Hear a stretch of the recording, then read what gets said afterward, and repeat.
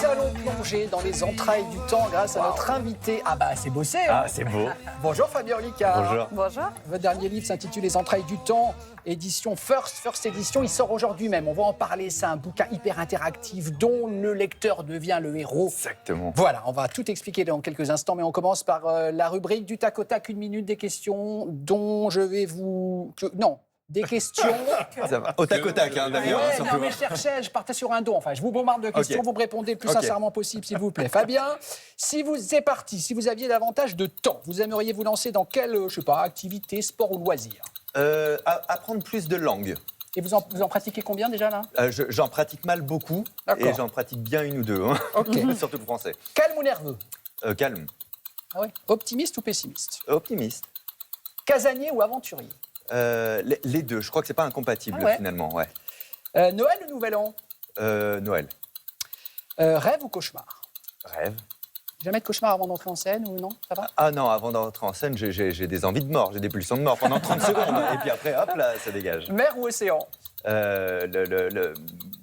Quelle est la différence entre les deux? Ah bah, Moi, c'est- s'il y a de l'eau et qu'il y a un peu de Vague sel ou pas dedans, vague, c'est bon pour moi. Ouais, ouais. Ok. Mémoire visuelle ou mémoire olfactive? Visuel. Bordélique ou maniaque? Très maniaque.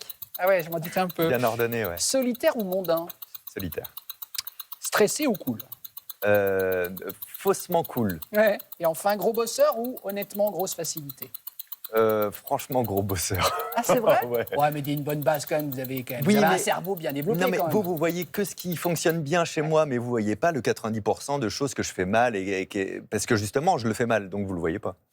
Merci d'avoir répondu à ce tac au tac. Aujourd'hui même donc sort le 3e volume de Saga de Dagmar. cette saga, exactement. C'est chez First Édition, Les entrailles du temps. Alors, c'est un livre immersif. En 2 mots, expliquez-nous, expliquez à nos téléspectateurs en quoi ça consiste. Si vous avez connu les livres dont vous êtes le héros, ça reprend la même mécanique. Si vous ne savez pas ce que c'est, eh bien, dites-vous que vous êtes le personnage principal. Il y a 350 chapitres. Si vous les lisez dans l'ordre, vous n'allez rien comprendre, parce qu'à la fin de chaque chapitre, vous prenez des décisions pour le personnage. Ça va vous emmener ailleurs dans le livre et ça change le cours de l'histoire et vous le vivez directement. Et d'ailleurs, c'est une suite logique, mais vous pouvez commencer directement par les entrailles Ouais, du temps. c'était la question. C'est-à-dire que si on n'a pas lu le 1 et le 2, on peut quand Aucun même lire le 3. problème, parce que j'ai pensé à tout. Donc et il n'y a même pas à le dire au livre, c'est le livre qui va comprendre que vous n'avez pas fait les précédents et qui va vous embarquer dedans.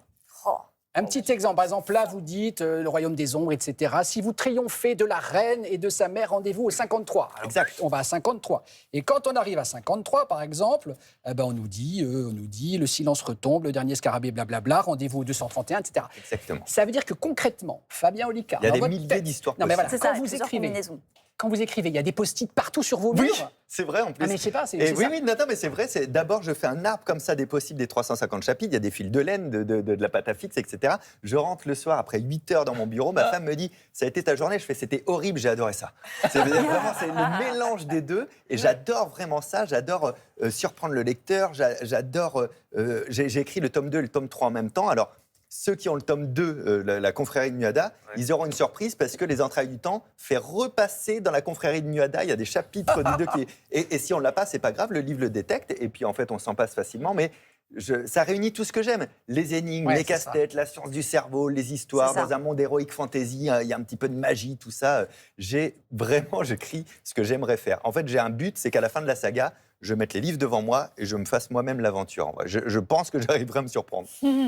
Et il peut y avoir des scènes où on peut s'attaquer à des personnages, mais Ouais. aussi éviter ça. Je veux dire, Oui. chacun ajuste aussi en fonction qu'il a Exactement. envie de Il y a lire. des combats. Alors, ceux qui sont un peu jeux de rôle, ils vont adorer les combats, jeter des dés parce qu'il faut un petit dé, un petit crayon, etc.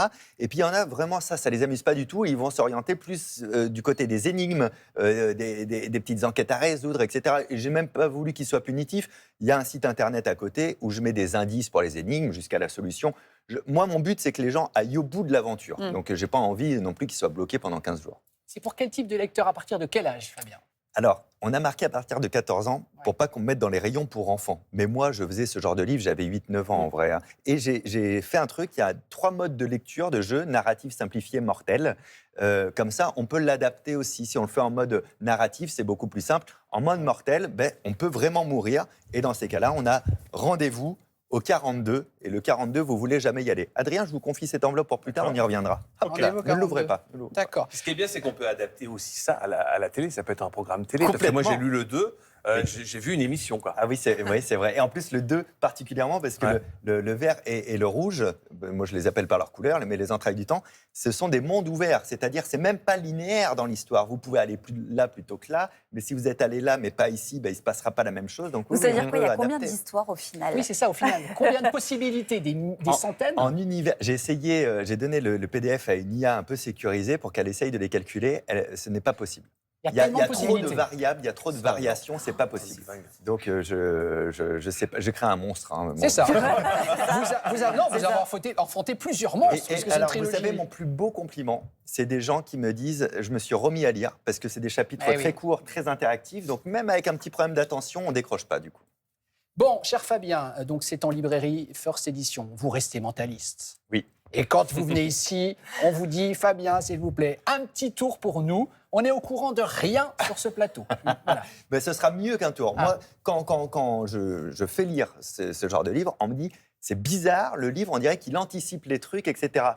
Mais les amis, c'est un mentaliste qui a écrit le livre. Donc, bien sûr que j'ai mis du mentalisme dedans. Bien sûr que les décisions que vous allez prendre, si vous choisissez que votre personnage il est herbologiste, il n'aura pas les mêmes possibilités que s'il a de l'intuition, etc.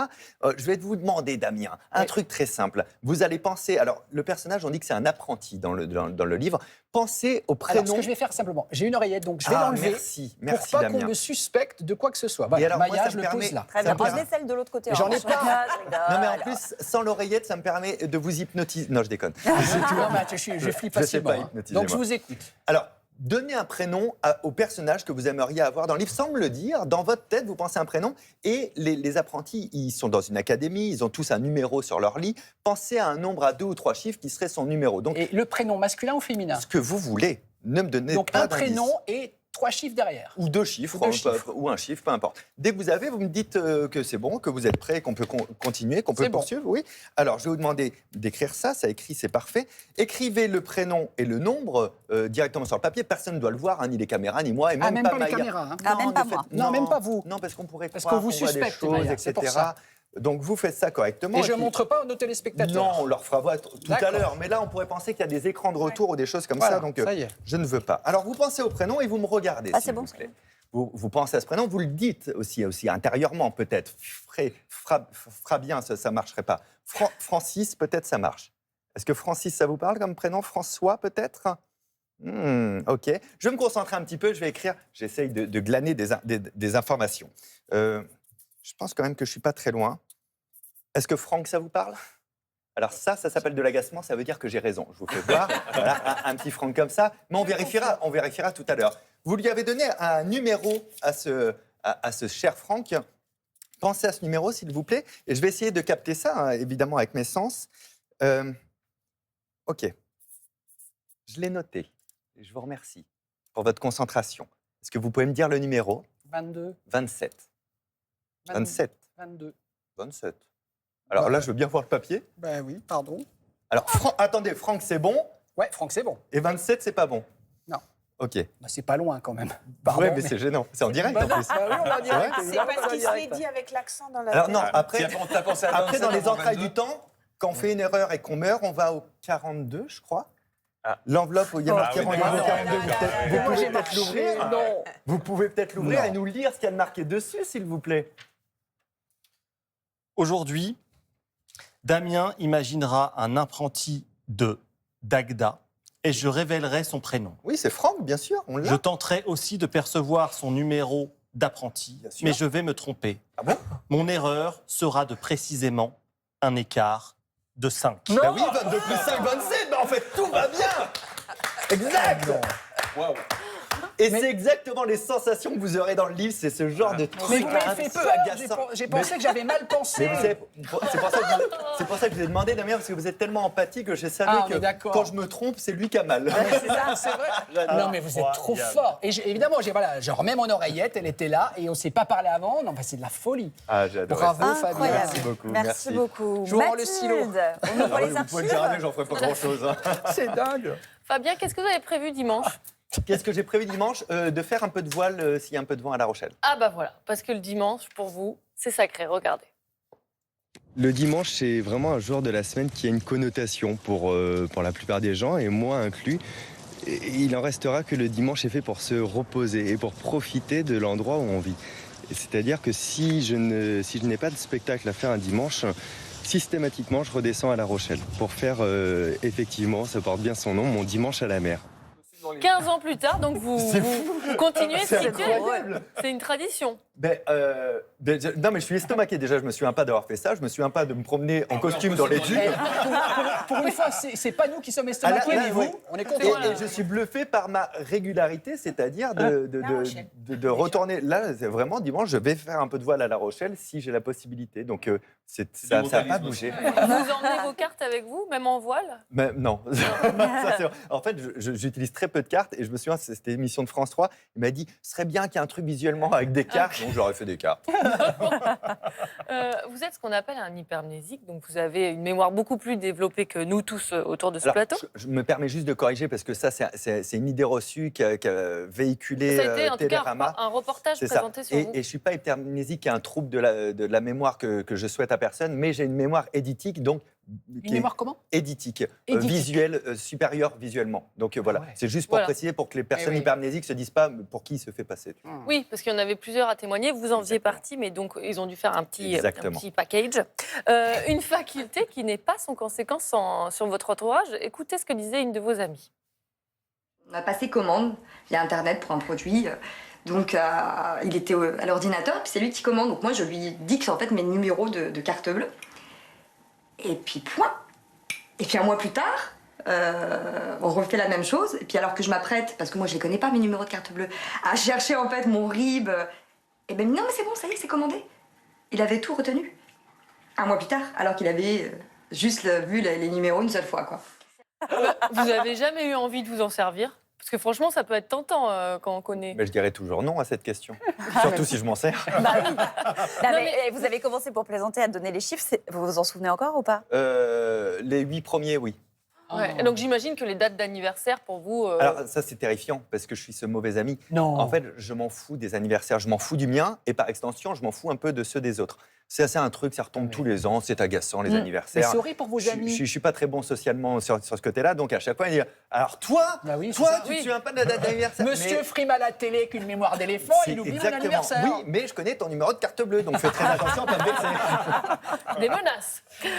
Alors aujourd'hui, on vous présente comme un mentaliste et c'est un métier qui ne date pas d'hier. Je ne sais pas si vous connaissiez ce couple Jérémy qui, Rosca. voilà, qui faisait fureur dans les années 80.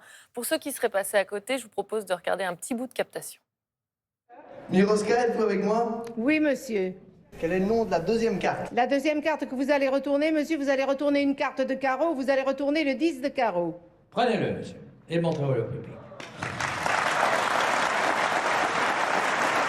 Mal, hein? C'est ce couple qui vous a donné envie de faire ce métier? Ça fait partie... Non, mais ils m'ont inspiré avec leur phrase de fin, qui a inspiré toute une génération de magiciens et de mentalistes, qui est, à la fin, ils disaient s'il n'y a pas de truc, c'est très fort. Mais s'il y a un truc, C'est encore plus fort. Et j'aime bien parce que ça veut dire que sur scène, tous les coups sont permis. Alors, pas de complices ou de choses comme ça, mais on a le droit, pour le divertissement, d'avoir des chemins de traverse.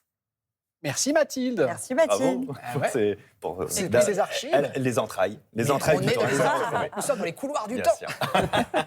On va parler de cartes. Vous avez tiré les cartes. Oui. Vous êtes un peu notre Madame Irma ce matin. D'une certaine Ah ouais. manière. Alors, ne pensez pas que je vais vous lire l'avenir, cher Fabien, mais j'ai préparé pour vous, et vous avez devant vous, certains arcanes majeurs d'un jeu de tarot divinatoire. Je ne sais pas quel est votre rapport aux cartes, mais derrière chacune d'entre elles se cache quelque chose. Je veux bien une question. Et je veux bien que vous en choisissiez une d'abord, et puis vous verrez la question qui s'y trouve. Alors, moi, j'aime bien la transformation, donc je vais prendre de la mort. Alors, la mort. La mort, c'est évidemment la carte qui fait le plus peur. C'est la faucheuse, elle a cette espèce de lame qui nous terrorise tous. Et je voudrais savoir quel est votre rapport, justement, à la mort. Cette carte, parfois, elle est plus positive qu'il n'y paraît. Exactement. Je suis assez d'accord. C'est pour ça, d'ailleurs, je parlais de transformation. Moi, j'ai une conscience aiguisée de la mort depuis très jeune, finalement. J'ai conscience d'avoir un temps limité, donc j'ai conscience de la préciosité de mon temps. Depuis toujours. Et c'est pas glauque. J'ai un memento mori, on appelle ça très fort. C'est-à-dire, j'ai conscience qu'à chaque seconde, je suis en train de mourir. Et au lieu de le voir en glauque, je le vois comme le fait que je n'ai pas le temps de ne pas être heureux. Il faut profiter. Ah ouais. Exactement. Et donc, je suis toujours très joyeux et très heureux dans tout ce que je fais Parce Ouais, c'est que, bien. parce que je me dis pas que plus tard j'aurai le temps de voir ma mère, que plus tard j'aurai le temps de faire de la voile, que plus tard j'aurai le temps de faire ceci. Je le fais maintenant en fait. Vous avez toujours cette montre inversée là qui. Exact. J'ai toujours ma montre inversée qui calcule en fait Le temps qui vous reste. le temps qui me reste à vivre selon les stats nationales. Attendez, vous avez selon Ouais, la probabilité de l'âge auquel vous allez mourir. Oui, c'est ça, dans une quarantaine d'années, a Mais elle est où? Elle priori. est chez vous? Là, elle est chez moi. Là, j'ai une montre Goldorak parce que j'aime bien. Parfait. Vous choisissez notre carte? Qu'est-ce que je vais prendre? Le monde. Le monde. on Le adore. monde. Alors, le monde, j'ai lu que vous aimiez voyager. Vous avez travaillé notamment en Inde, en Tanzanie, au Chili. Je me trompe pas? Ouais. Vous pouvez citer une quarantaine de pays sans Oui, vous c'est tromper. ça. Ouais. Où vous avez travaillé à chaque Ouais, fois? ouais. C'est incroyable. Quel est justement votre meilleur souvenir de voyage? Ou en tous les cas, là, tiens, si quelqu'un nous regarde et qui n'a jamais voyagé, vous lui dites d'aller dans quel pays, s'il ne devait en choisir qu'un seul? Ah, s'il devait en choisir qu'un, j'ai adoré la Laponie. La Suède et la Norvège, mais pas longtemps. Parce qu'il fait il fait froid froid. quand même, hein. Mais il y a des aurores boréales. Ah ouais, non, mais ça, j'ai adoré ça. Vraiment, j'ai aimé tous les pays que j'ai traversés. J'ai d'excellents souvenirs quand même au Pérou, et des très mauvais aussi, parce que les douaniers au Pérou m'ont volé mon ordinateur. C'est une autre histoire, mais faites attention quand vous allez dans les aéroports au Pérou. Hein, tout le monde a besoin d'argent apparemment. Mais au Pérou, je marchais par exemple dans des endroits où il n'y a pas beaucoup d'argent, etc.